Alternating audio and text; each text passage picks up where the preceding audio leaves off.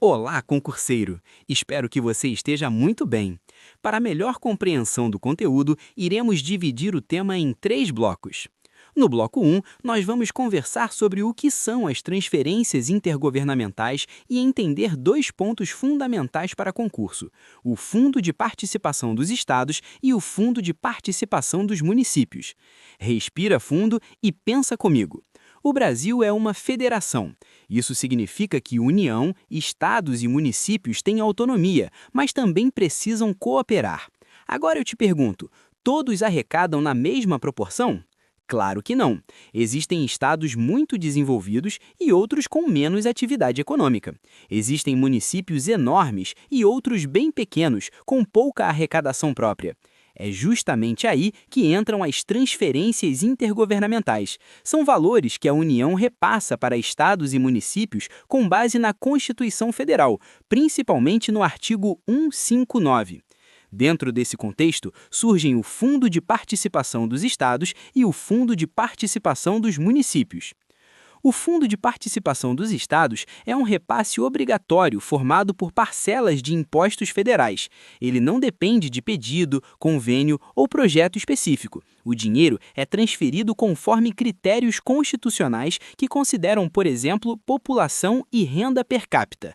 A lógica é reduzir desigualdades regionais. Imagine um estado com baixa arrecadação e grande necessidade de investimento em saúde e segurança. Sem esse fundo, ficaria muito mais difícil prestar serviços básicos à população. Já o Fundo de Participação dos Municípios funciona de forma semelhante, mas direcionado às cidades. Pense em um município pequeno que precisa manter escola, posto de saúde, iluminação pública. A arrecadação própria muitas vezes não é suficiente. O fundo garante uma base mínima de recursos para que essas atividades não parem. Percebe como aqui estamos falando de transferências obrigatórias? Elas acontecem independentemente de vontade política do governante da vez, estão previstas na Constituição e devem ser realizadas. Guarda essa ideia, porque no próximo bloco vamos mudar um pouco o cenário e falar das transferências voluntárias, que dependem de requisitos e de cumprimento rigoroso da Lei de Responsabilidade Fiscal. Bloco 2. Agora que você já entendeu os repasses obrigatórios, vamos conversar sobre as transferências voluntárias. Aqui a dinâmica muda. Diferentemente do Fundo de Participação, a transferência voluntária não é automática. Ela depende de iniciativa, de projeto, de convênio. Imagine que um município queira construir uma nova creche. Ele não tem dinheiro suficiente no orçamento. O que pode fazer? Buscar recursos junto à União ou ao Estado por meio de convênio. Só que não basta pedir, é preciso apresentar projeto detalhado, cronograma, estimativa de custos e demonstrar capacidade de execução. E aqui entra a Lei de Responsabilidade Fiscal, a famosa LRF. Ela impõe condições para que estados e municípios recebam transferências voluntárias. A primeira exigência é equilíbrio fiscal. O ente não pode estar descumprindo limites de despesa com pessoal ou ultrapassando o limite de endividamento. Pensa comigo, se um município já gasta mais do que arrecada, faria sentido receber novos recursos para assumir novas obrigações sem controle? Claro que não. A LRF funciona como um freio de segurança.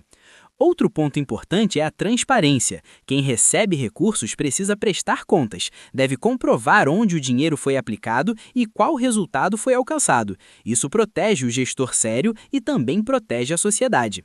Percebe a diferença? Enquanto os fundos de participação são automáticos e constitucionais, as transferências voluntárias exigem responsabilidade, planejamento e cumprimento rigoroso das regras fiscais. E é justamente sobre esses requisitos específicos da LRF que vamos aprofundar no próximo bloco. Bloco 3. Chegamos ao último bloco e agora vamos amarrar tudo o que foi estudado. A Lei de Responsabilidade Fiscal estabelece que, para receber transferências voluntárias, o ente federativo precisa cumprir metas fiscais, respeitar limites de despesa com pessoal e observar os tetos de endividamento. Se estiver acima desses limites, não poderá celebrar novos convênios. Perceba como isso cria um incentivo à boa gestão. O gestor que organiza as contas públicas amplia suas possibilidades de investimento, já aquele que descuida das finanças enfrenta restrições. Além disso, a lei exige previsão orçamentária, compatibilidade com o plano plurianual e com a lei de diretrizes orçamentárias. Nada pode ser feito de forma improvisada, existe um sistema integrado de planejamento. Vamos a um exemplo simples. Um estado deseja receber recursos para ampliar hospitais. Antes de tudo, precisa demonstrar que essa despesa está prevista no planejamento e que não compromete o equilíbrio fiscal. Depois de receber, deverá comprovar a correta aplicação dos valores. Percebe como tudo se conecta? O Fundo de Participação dos Estados e o Fundo de Participação dos Municípios garantem uma base financeira permanente. Já as transferências voluntárias funcionam como instrumentos adicionais para projetos específicos, mas sempre condicionadas ao cumprimento das regras da LRF.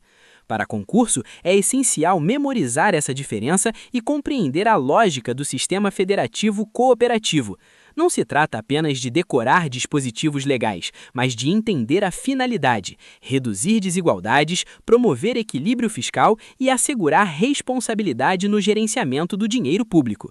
Aqui terminamos mais um bloco. Até o próximo! Se gostou, inscreva-se, curta o vídeo e ative o sininho.